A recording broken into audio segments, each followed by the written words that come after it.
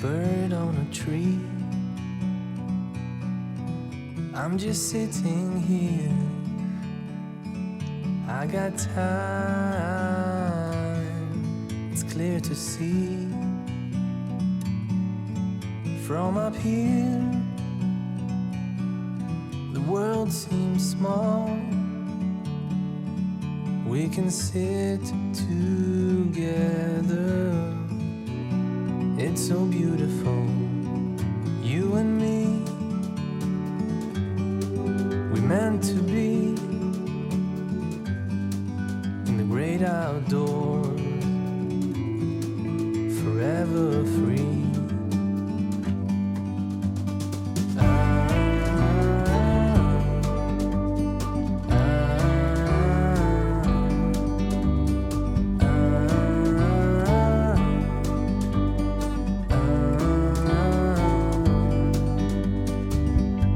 Sometimes you need to go and take a step back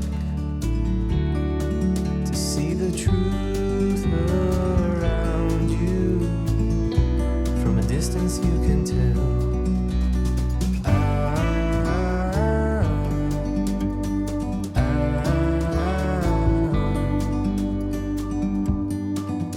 You and me were meant to be in the great outdoors,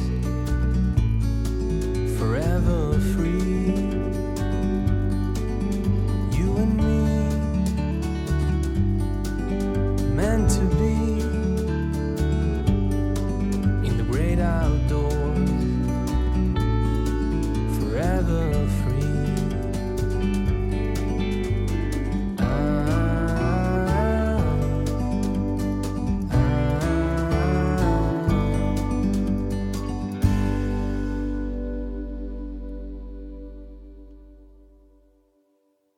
같이 지낸 것이 바로 불교 성전이라는 겁니다. 말 그대로 한 권으로 8만 대장경을 압축해서 만들어낸 그런 책을 보게 됐고, 거기에 상당히 자극을 받은 것 같습니다. 만해가 유신론을 쓰면서 우리도 건대를 준비하는 과정에서 뭔가 새로운 이 방대한 전적을 현대에 맞게 한 권으로 좀 낼 필요가 있다는 생각을 아마 이 마에다 에운과 난주 분유의 불교 성전 등등을 통해서 자극받은 게 아닌가. 일본은 헨리스트 올고트나 폴 카루스의 이런 책에 자극받아서 난주 분유, 마에다 에운이 불교 성전을 펴냈듯이, 만해는 오히려 난주 분유와 마에다 에운이 펴낸 불교 성전이 에 자극받아서 착수한 것이 불교 대전으로 보입니다. 만해는 통도사에 머물면서 통도사에 그때 우리 종단의 대표적인 인물들이 이제 큰 고성들이 많이 있었는데, 그런 사람들의 적극적 후원을 받고 이제 만들어낸 것이 바로 고려대장경 1511부 6802권을 열람하면서 하루에 20권씩 풀어가지고 1년 이상 통람을 했다고 지금 추정이 됩니다. 거기에 다시 1000여 권을 선택하고 다시 그 한 권 한 권에서 1구 내지 2구씩을 초록한 경전이 444부였다고 지금 집계가 되는데요. 이렇게 해서 이제 그 나름대로 총 9품으로, 그리고 하위에는 장으로, 그 하위에는 절로 해서 짧게는 1절, 길게는 2절 정도 단위로 뽑아내는 작업을 했던 것 같고요. 그렇게 해서 묶어낸 것이 바로 무슨 이 불교 대전입니다. 인도에서 이제 부다가스란 많은 경전들이 이제 동아시아에 들어왔을 때, 동아시아 사람들은 많은 경전들이 번역이 되니까 어떻게 불교 경전을 봐야 될까, 어떻게 이해해야 될까를 고민하면서 고민했던 분이 바로 불교 경전이 경전 한역을 통해서 고민했던 분이 바로 격의 불교, 격의 불교, 거이라고 하는 격의 불교인데요. 격의 불교는 노자나 장자나 주역의 개념을 틀을 가지고 인도에서 들어온 불교를 해석하는 방식이죠. 그 중에 이제 대표적인 것이 불교의 이제 공이라는 것을 여기 뭐 무로 이렇게 번역을, 과도기적 번역이죠.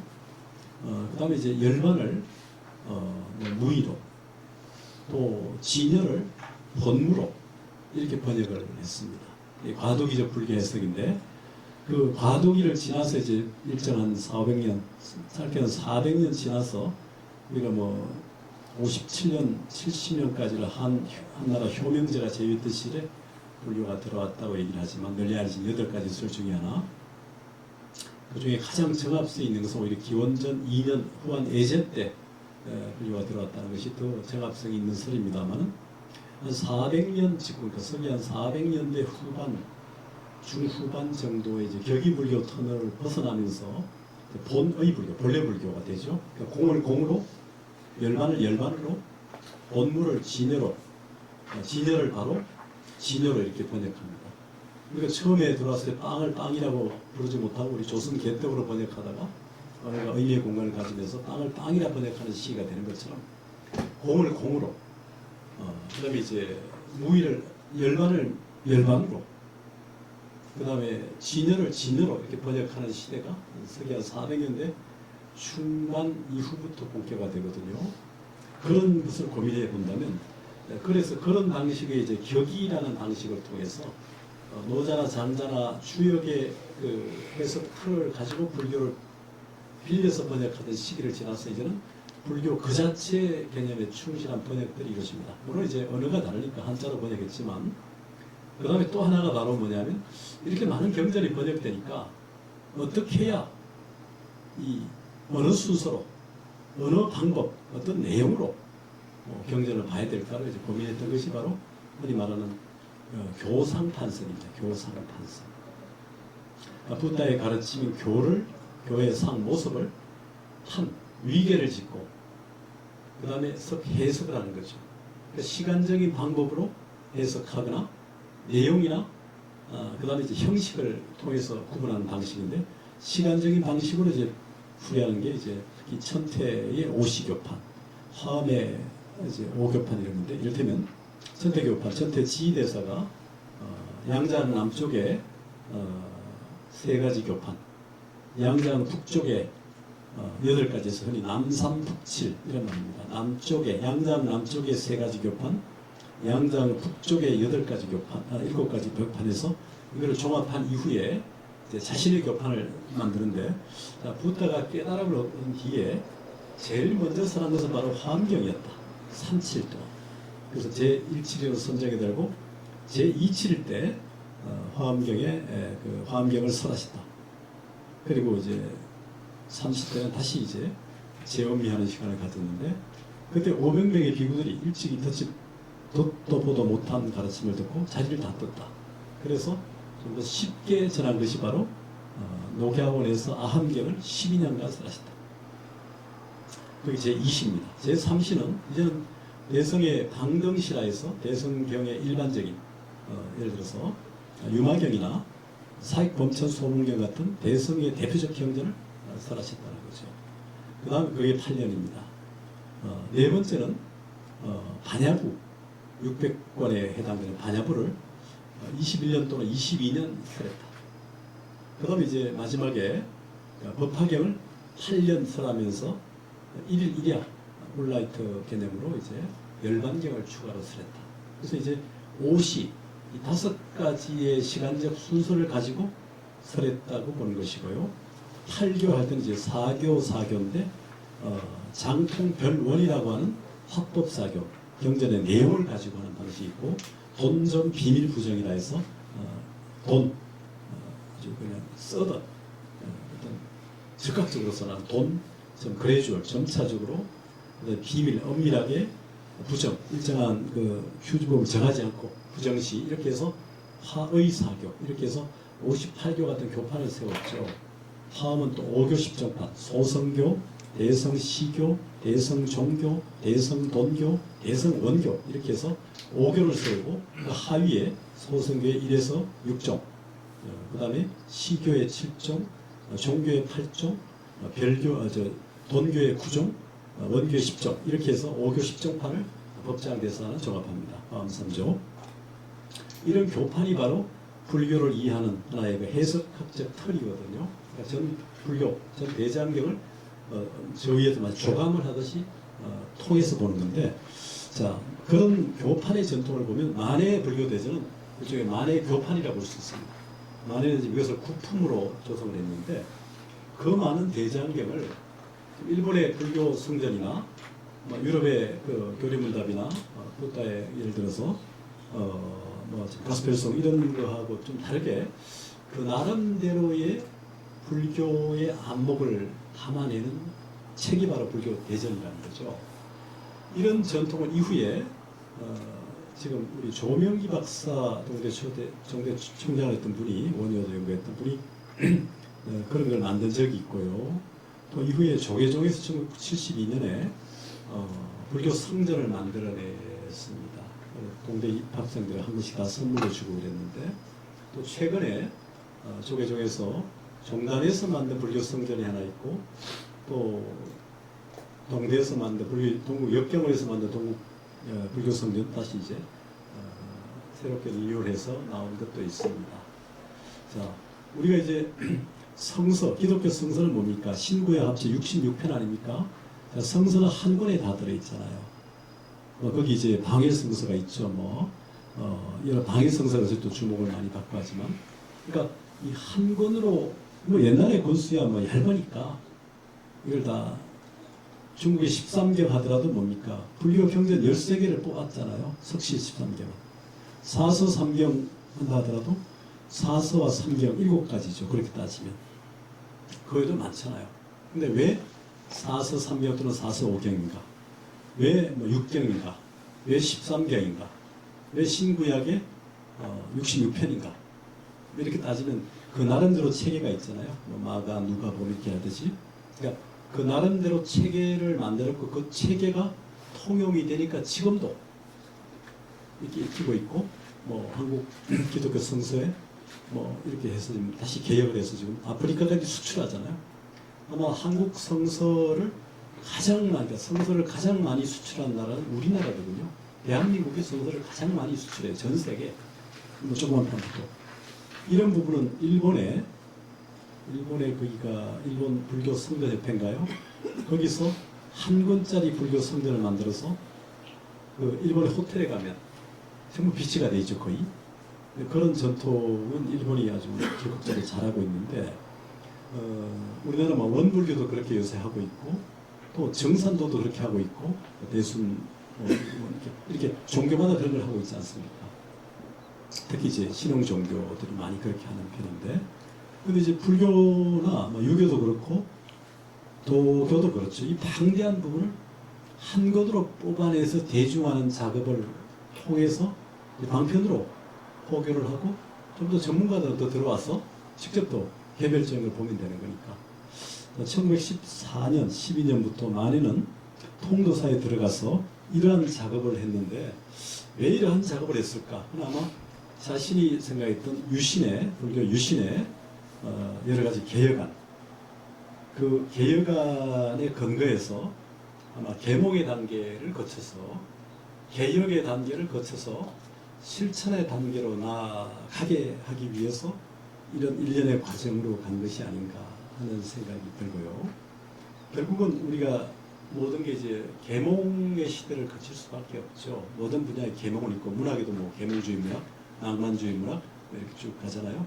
고전도 있지만, 그러니까 이런 그 계몽을 거쳐야 개혁이 가능하고, 그 다음에 이제 실천의 단계로 갈 텐데, 아마 만해가 불교 대전을 간행한 계기는 어떤 의미에서 이제 개혁이라고 하는 단계, 그러니까 조선불교 유신론, 그런 계몽의 단계도 좀 걸쳐 있고 개혁의 단계를 같이 모색한 게 아닌가 생각이 되면서, 실천의 단계로 가는 부분에서 나름대로 그러면 이 조선 사람들, 대한시대 대한 사람들이 어떤 정신을 가지고 실천에 가야 되는가 할 때, 결국 그가 이미 성리학이나 도교로 가지고는 안 되겠다 판단해서 불교로 갔고, 그래서 조선 불교 유신론을 통해서 나름대로 계몽과 개혁의 단계로 갔고, 그리고 만해 이후에 많은 논설을 썼잖아요. 잡지에 논설을 쓰면서 역시 계몽과 개혁을 동시에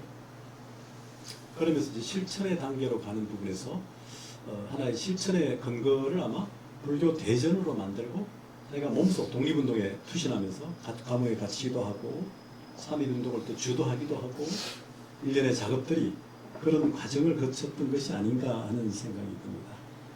그렇게 볼 때 불교 대전의 이 한 권은 지금 국품으로 되어 있고 국품 속에 지금 이제 장절이 있습니다만은 특히 절과 이제 항이 또 있지만 이 국품을 만든 구조를 어떻게 봐야 될 거냐 하는 문제입니다.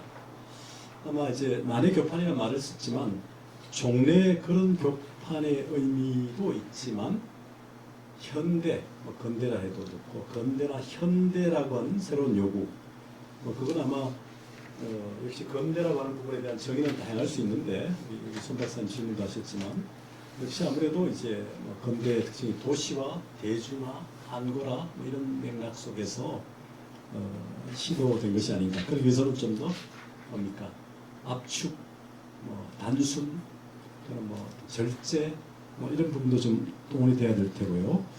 그런 맥락에서 이제 만들어낸 이 불교 대전을 보면요, 그의 유신이라고 하는 그 고민, 그리고 여기도 나오지만 이 페이지에 4페이지인가 여러분들은요, 글씨 좀 키워서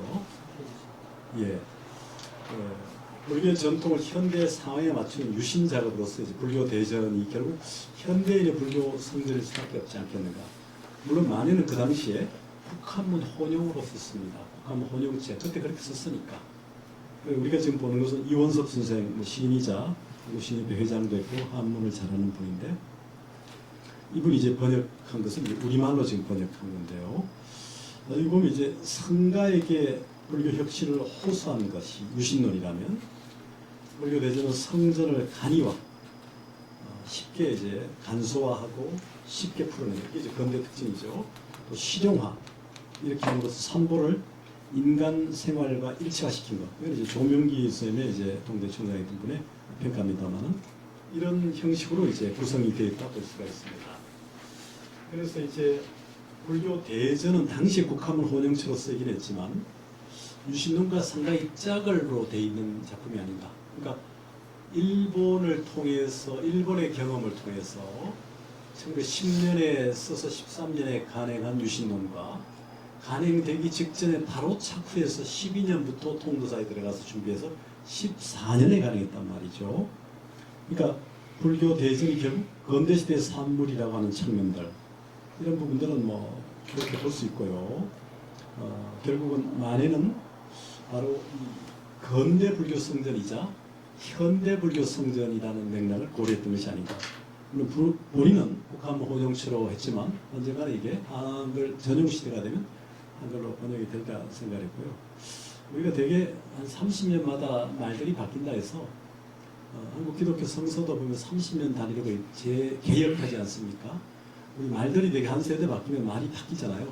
우리 지금 국한문 혼용체 시절 말고도 40년대 이런 책들을 보면 많이 표현이 다르죠.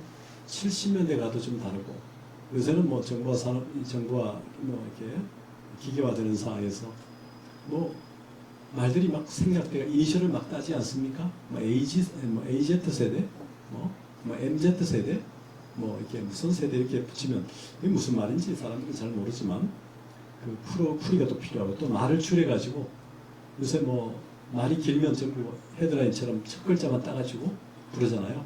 뭐 더불어민주당 더민당인가요? 국민의힘을 국힘당이라나요? 국힘, 더민? 뭐 이렇게 줄여서 부르잖아요. 그러면 이런 부분들을 뒤에 사람들은 이제 채워서 이해하잖아요. 이렇게 말이 바뀌기 때문에 30년마다 개혁을 해야 되니까 만에는 뭐 근대적인 산물로 만들었지만 현대적 산물까지를 의식하고 이런 작업을 한 것이 아닌가 그런 생각이 들고요. 자, 만해의 편찬의 의도를 보지 법례 1항에 잘 나오는데 그런 말을 하고 있습니다. 본전, 이 불교 대전은 중생의 지혜와 복덕을 개발하기 위해서 지혜에 대한 말이 복덕인데요. 복덕이란 말을 이제 붓다를 되게 아침 예불에도 귀입을 양족존 이런 말을 씁니다. 그래서 지혜와 복덕인데 복덕은 사실은 자비에 달한 표현입니다. 개발하기서 절세성인 시대에 완전히 뛰어넘는 수도 있고 또는 이전 시대와 다른 그 성인인 석가모니, 석가세존이 기술하신 경전과 계율과 각 포살이 지은 논문을 골라서 기록하고 이게 초록이라는 말입니다. 초 뺏겨서 기록한다는 거죠. 초록. 그러니까 논문 초록 본문이고 종류에 따라서 모아서 이제 유치 일종의 분류죠. 그 다음에 이제 이렇게 편성했다 이런 말을 쓰고 있는데요. 이게 이제 경률론 3장을 초록하고 또 유치한 거죠. 뽑아내고 그것도 분류했다는 거죠.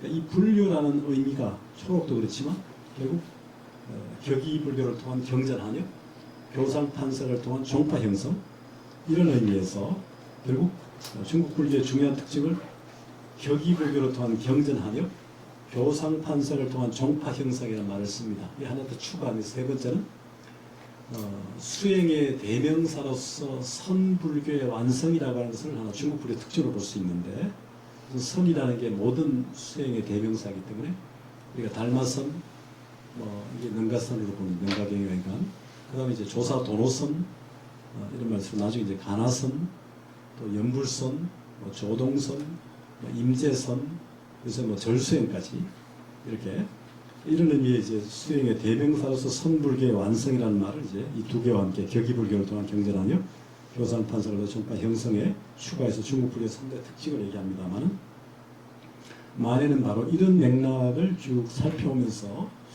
마에다 에운과 난조 분유의 불교 성전 1905년에 단행된 이 출판서를 일본에 가서 보고 아마 상당히 자극을 받았고 유신이라는 논을 쓰면서 그에 동시에 나란하게 거대한 불사를 완수해냈는데 이 불교 대전 편찬 자체가 말 그대로 산간 불교에서 민간 불교로 대승 불교를 대중 불교로 탈바꿈시키기 위한 만의 근대적 자각이 비춰낸 대작 불사였다는 거죠.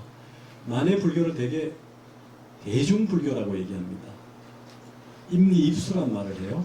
임리 진흙 속에 들어가서 그러니까 입수 진흙 속에 들어가고 물 속에 들어간다는 얘기를 하는데 그는 중생이 사는 오타악세 여기에 들어가고 그들이 사는 물 속에 들어가서 고해 바다겠죠. 들어가서 거기에서 불교를 펼치고 그들을 구해내야 된다.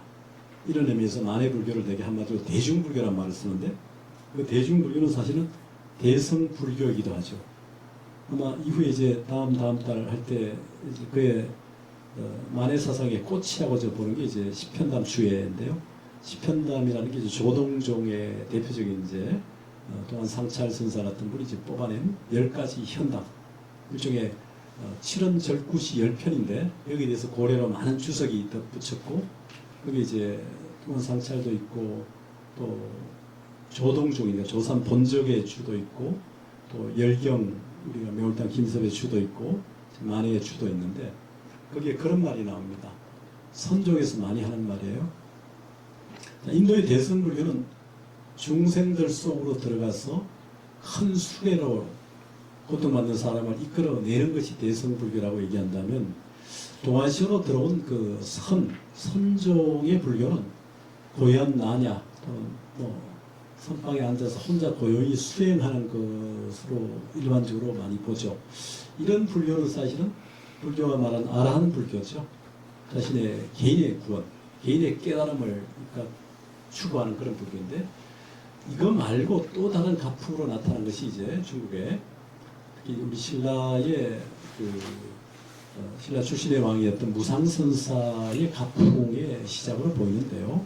그 밑에서 이제 마조도일이 나오고 마조도일의 제자 중에 이제 남전보원 같은 인물이 있죠. 남전보원의 인물 중에 이제 그전에 한번 얘기 드린 적이 있습니다만 스님 임종 입적 이후에 어디로 가십니까 했더니 나는 저 마을 아래 가서 마을 아래 집에 물소로 태어나겠다. 그럼 스님 어떻게 만나 뵐 수 있을까요? 그럼 그때 나를 보려면 꼴이나 가져오라. 소가 먹는 꼴. 풀이나 가져라는 거거든요. 그게 이제 그 나온 얘기인데 결국 그 의미가 뭐냐면 아까 임리입수 말했죠. 진흙 속에 들어가고 물 속에 들어간다는 얘기를 이제 대성불교 입장에서 해석하면 바로 고요한 나냐 알았냐 선땅에서 앉아서 참선하는 것만이 아니라 중생 속에 들어가서 피모대각이라는 말을 써요. 피모, 털을 뒤집어 쓰고 머리에 뿔을 이고 말이 되고 소가 되어서 밭을 갈고 짐을 나르는 거죠. 말이 되어가지고 짐을 나르고 소가 되어서 밭을 가르는 거죠. 이게 이제 굳이 말하면 대성 선불교일 수 있는데요. 이걸 이제 인천 용화사 우리 성감수님 보살불교라는 말을 씁니다만 선종이 개인적 구원에 머문 것이 아니라 오히려 보살불교, 대성불교, 대중불교로 가야 된다는 것이고요. 만해가 보여준 모습은 결국 아까 실천의 단계에서 임리입수, 독립운동일 수 있고요. 또 여러 계몽, 개협, 실천으로 귀결되는 그 일련의 작업 중에 많은 논설도 쓰고 감옥에도 들어가고 독립운동, 3.1운동도 주도하고 이후에 시도 쓰고 또 소설도 쓰고 또 심지어 두 번째 결혼까지 했죠. 여러 상황에서 그런 과정들이 결국 임리입수 또는 피모대각의 모습을 보여준 게 아니겠는가. 그렇게 가능한 근거는 역시 이 불교대전 같은 불교의 대장경을 나름대로 자신의 안목으로 이렇게 편집해서 펴냈기 때문에 이러한 자신감에서 확실하게 임리입수할 수 있지 않았겠는가. 대중불교라고 하는 그 확고한 실천의 불교를 펼칠 수 있었던 게 아닌가. 이런 과정이 없었다면 훨씬 더 연약하게 또 약하게 갔을 것이나 불교 대전 같은 이 방대한 대장경의 숲을 한번 거닐면서 그래서 일목요연하게 정리해서 자신의 교판에 따라 이런 것을 펴냈기 때문에 결국 만해 사상, 만해 실천 불교가 대중불교가 이렇게 안수될 수 있지 않았을까 그런 생각을 합니다. 시간이 지금 좀 어떻게 교수님 말씀 듣다 보니까 벌써 1시간이 지났습니다. 워낙 이게 방대한 내용을 이렇게 이야기체 형식으로 풀어내셨어요. 그래서 여기서 좀 중단을 해가지고 지금까지 하신 거를 잠깐 정리를 하고 넘어가야 할 것 같은데 저는 이게 재밌거든요. 근데 여러분은 어떠세요? 어렵죠? 아, 재밌습니까? 네. 이게 저 김기 선생님 같은 경우는 이제 이 불교 쪽에 또 조예가 있으셔서 그런데 일반인들이 듣기에는 뭐 이상한 말들 막 나오는데 굉장히 어려울 거예요. 이 대학원 수준도 어려울 것 같거든요. 이거는 그거예요. 저기 만해 선사가 왜 불교 대장경을 편찬했냐. 제가 서두에 형식은 내용을 규정한다고 그러지 않았습니까?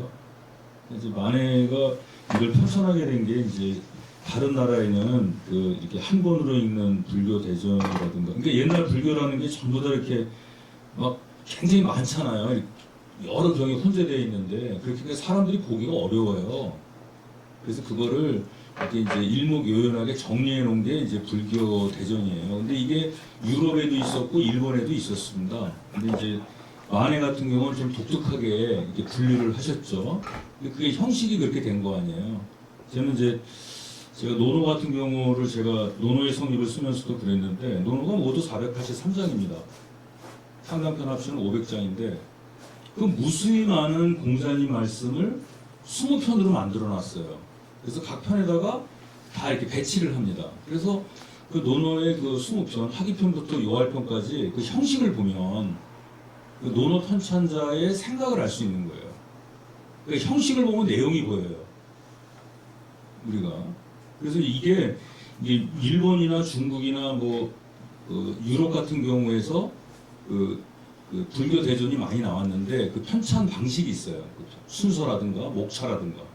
근데 만해의 목차는 좀 독특하거든요. 거기에 만해의 생각이 담겨 있다는 겁니다. 그리고 만해 선사께서 한 이것이 바로 근대화, 현대화라는 거예요. 왜냐하면 쉽게 볼 수 있잖아요, 사람들이. 옛날에 어려워서 공부한 사람만 봐야 돼요. 쉽게 볼 수 있으니까 대중화되고 또 실용화되고 옮길 수 있잖아요. 성경이 그렇지 않습니까? 그 굉장히 쉽게 번역해 놓잖아요. 그러니까 사람들이 성경을 들여다보고 감화가 돼가지고 기독교로 이제 개조를 하게 되는 거죠. 그러니까 만해 선사께서 노린 거는 바로 그거라는 거죠. 그럼 왜 그걸 했냐? 유교나 불교, 유교나 도교 갖고는 안 된다는 거예요. 당시 한국 사회가. 왜냐면 유교 같은 경우는 우리가 지금 있는 데가 명륜당 아니에요. 이 명륜당 뜻이 뭡니까? 네 신분과 내 신분이 분명하다는 걸 알아야 된다는 거예요. 이 윤자가 차이거든요. 그러니까 산업공상이나 얘기하고 사민차별이나 얘기하고 이런 상태 갖고서는 무슨 근대국가를 만드느냐. 그건 안 된다. 근데 그거에 대해서 마땅히 대처할 만한 책이 없어요. 사상도 없고. 그래서 그것을 실천을 해야 되는데 그 위해서는 계몽을 해야 됩니다. 먼저. 그래서 그 계몽 차원에서 유교와 도교 갖고는 안 되니 불교 갖고 하자. 마침 우리가 또 식민지가 됐고, 그래서 그 용도로 이제 한 것이 그런 생각을 하신 게 이래서 해야 되겠느냐라는 생각을 갖고 출발하신 것이 조선불교 유신론이고, 그것을 실천으로 옮기기 전에 정리를 하신 거죠. 그게 이제 불교대전이라는 거예요. 그러니까 이게 불교대전을 모르면 만해의 실천을 모르는 거예요. 이게 굉장히 중요한 저작이라는 거죠. 저도 오늘 이거를 처음 알게 됐습니다. 선생님, 제가 말씀드린 게 맞습니까? 네. 그래서 여기까지 했는데 잠깐 쉬었다가 좀 하시는 게 어떤가 싶습니다. 한 5분 정도만이라도 쉬었다가 또 해서 이제 본격적으로 불교대전으로 가는 게 어떤가 이런 생각이 들었습니다. 잠깐 쉬시죠. 네. 네. 그러면 제가 정리하셔도 됩니다.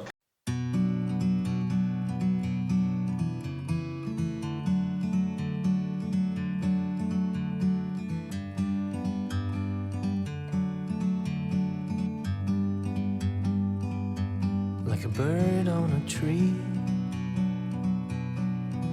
I'm just sitting here. I got time, it's clear to see. From up here, the world seems small. We can sit together. It's so beautiful, you and me. We meant to be in the great outdoors, forever free.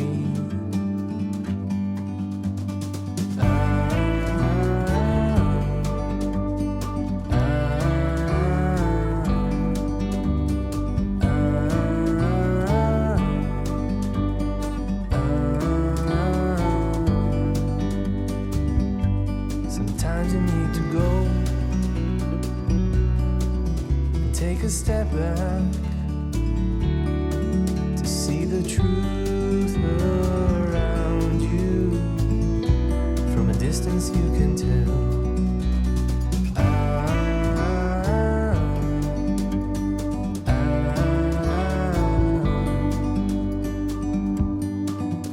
You and me,